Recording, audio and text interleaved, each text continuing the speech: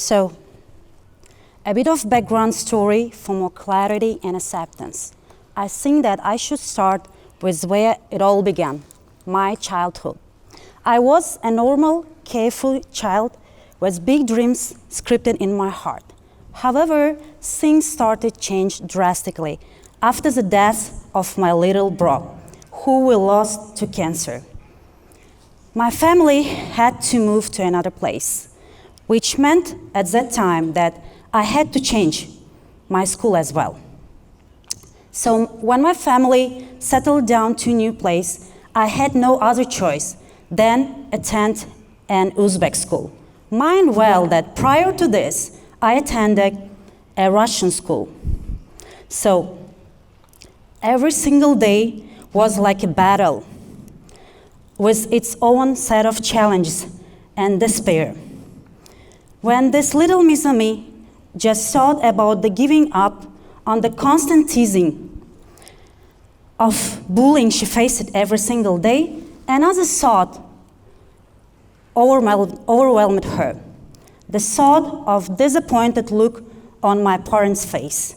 It was more overwhelming and harsh than any other form of bullying. So I continued my way. As I stepped into the 4th grade, with all the basics filled in my brain, I mean Russian basics, it was almost impossible to get accustomed to this Uzbek curriculum. But I kept on prevailing every day.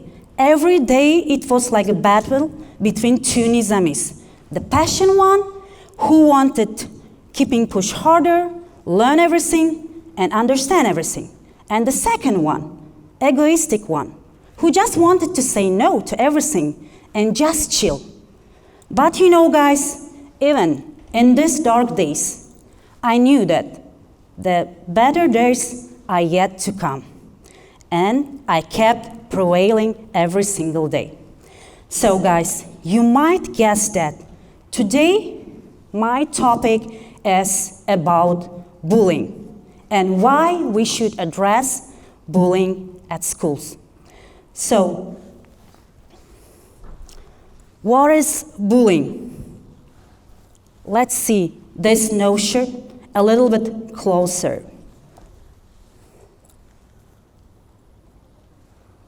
Okay. Bullying is any hurtful or mean behavior that occurs repeatedly in a relationship where there is imbalance of power. And let's see this phenomenon a bit closer. Back to 600 years, it was like the act of forcing, coercing, intimidating, or threatening others for the purpose of dominating them. But how about now? You know, guys, it has escalated to unprecedented rates. And now it can take forms such as okay, let's see what kind of types of bullying do we know. The first one is physical bullying, threatening or causing injury to a person or property. Thanks to God that I hadn't witnessed this. But the second one, verbal bullying. This is exactly a form of bullying that I have witnessed myself when I was back like 9-year kid. So it's a teasing, insulting, ridiculing, humiliating. The social one, rejecting, excluding, isolating, treating inferior. And the most hazardous one up to these days, this is cyberbullying, using digital medium to purposefully harm someone. So, but here, guys, the main question that raises, why children bully others? So let's see some of the reasons why children might bully others. So, from my observation as a teacher and educator, I want to highlight some of the reasons that I witnessed in child bullying. The first one, gaining a sense of power. Like some kids, their lack of control of their own lives and they want to interact on their own terms and feel dominant in a school setting. The second one can be seeking popularity. Kids tend to do bullying behavior in order to maintain social status in school setting. The third one, retaliation. Kids who themselves bullied themselves, who have witnessed this process themselves, they more likely mimic this behavior, this process toward others. So the fourth one, experiencing abuse at home. Kids, I told it. So seeking excitement. Some kids can bully out of the boredom. They find entertainment in teasing and tormenting others. So, and the last one, peer pressure.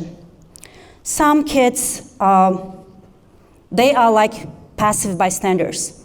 They have no choice. In order to avoid being the next target, they tend to bully the others as well. So, guys, now I want to share with you my little research that I have done during a year or more.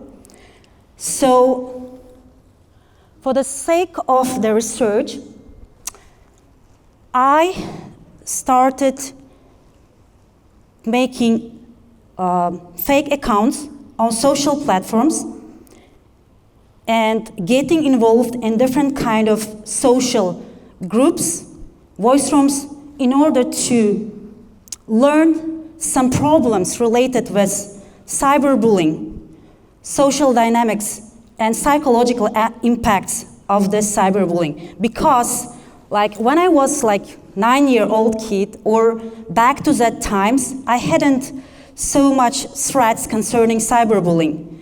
And there were not so many access to internet. So it was really interesting for me to do this research. What I've come was that humans are social creatures. They too dependent on social interacting. And in terms of like, they crave for a daily dose of social interaction every day. And while I was doing this research, I have noticed that like teens are here in the most vulnerable social brackets group. They can be easily put down emotionally, and they can be assured easily by everyone. And here we should assist and help teens to gain more confidence and mental growth. So I think that teens should be like taught at schools basic security skills and to be digitally literate. The next one is, it's very important to be psychologically trained by psychologists. And one more key ingredient here is parental backup and affectionate, guys. As a parent, you're responsible to give right attitude and care toward your kid. Because I do believe that when child possesses these crucial skills, he or she can definitely embrace any problem and deal with this problem.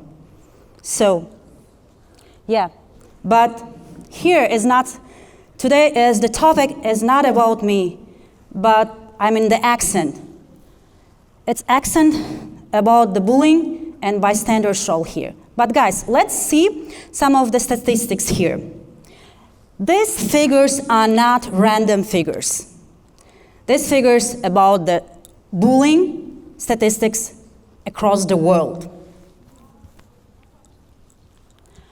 So 30% of like people who admitted the act of bullying, it's almost 1/3. 43% victims of cyberbullying, it's almost half. And 63% of children overweight who might witness bullying, who witnessed bullying. And the last point here, guys, which I want to accentuate, is 70.6%. The percentage about passive bystanders, people who witness bullying but do nothing to stop or intervene this. So, what is the who are they? Bystander. If I want to introduce the triangle of the bullying, there are 3 primary roles of bullying triangle. The first one is bully, the second, victim or target, and the third one, bystander. And why I'm accentuating the role of the bystander? I think that by shifting their position toward active upstanding, we can make huge impact. So, here, guys, I want to share with you one more personal experience about active bystander, my teacher, who was a great source of inspiration for me at that time. She was someone to whom I could reveal all my stories and be just myself. So, my geography teacher, I just colored her as a yellow. Why? At that time, because she was like a sunshine for me. She was a gorgeous woman in her 40s, very positive and intellectual. She was a blend of techniques, smart, and infectious enthusiasm. Every time, whenever I approached her, she was ready to listen to me, and she had an ability to keep me on track with her insightful, authentic life stories that helped me to persist on my goal and kept prevailing every day. So, yeah. The main thing that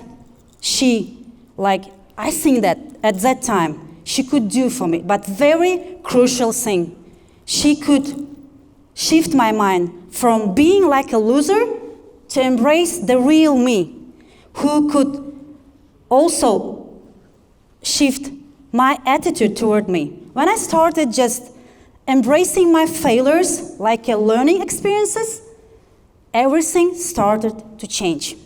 I started catching up academically. And more importantly, my bullies started view me from another angle because I changed myself into positive trajectory.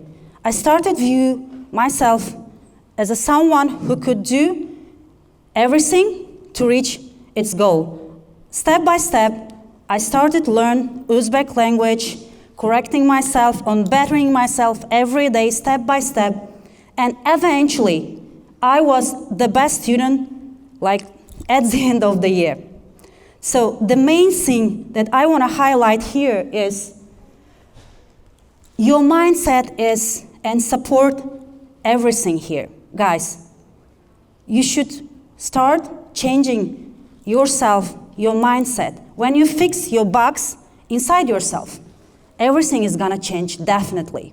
So, and on top of that, I wanna highlight my parental backup because my parents were great source of inspiration for me. Literally, they were everything for me. Even whenever I had just little trivia achievement in my academic performance, they never just judged me or put pressure on me. They encouraged me, even in my small steps.